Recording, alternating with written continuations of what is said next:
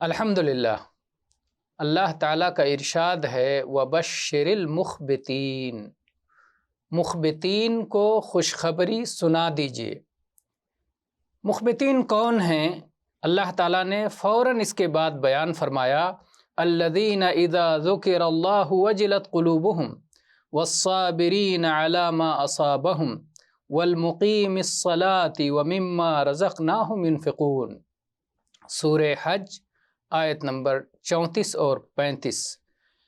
مخبتین وہ لوگ ہیں کہ جب اللہ کا ذکر کیا جائے تو ان کے دلوں پر خوف طاری ہو جائے اور جو کچھ انہیں پہنچے اس پر وہ صبر کرنے والے، ہر آنے والی مصیبت کا صبر سے مقابلہ کرنے والے اور صلاۃ کے پابند، صلاۃ کو قائم کرنے والے، اور جو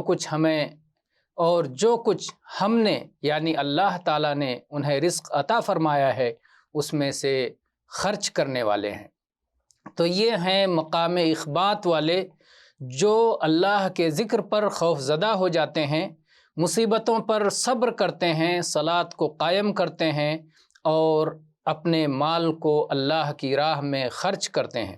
اسی طرح سے اللہ تعالیٰ نے ان کے خوش انجامی کو بیان کرتے ہوئے، ان کے نتیجے کو بیان کرتے ہوئے سورہ ہود کی آیت نمبر 23 میں ارشاد فرمایا ان الذین آمنوا وعملوا الصالحات واخبتوا الی ربہم اولئک اصحاب الجنۃ ھم فیہا خالدون۔ جو ایمان لائے اور جنہوں نے نیک اعمال کیے اور جو اپنے رب کے لیے مخبت رہے، اخبات والے رہے، یہی لوگ ہیں جو جنت والے ہیں اور اس میں ہمیشہ ہمیش رہیں گے۔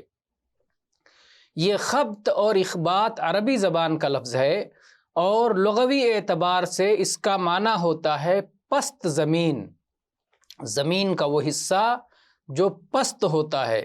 عبداللہ ابن عباس رضی اللہ عنہما نے اور ایسے ہی قتادہ رحمہ اللہ نے مخبتین کی یہی شرح اور تفسیر کی ہے اور فرمایا یہ وہ لوگ ہیں جو تواضع اور خاکساری اختیار کرتے ہیں۔ اور اسی طرح سے امام مجاہد فرماتے ہیں کہ مخبت وہ شخص ہے جو اللہ کو پا کر مطمئن ہو جائے۔ واللہ تعالی عالم والحمد للہ رب العالمین۔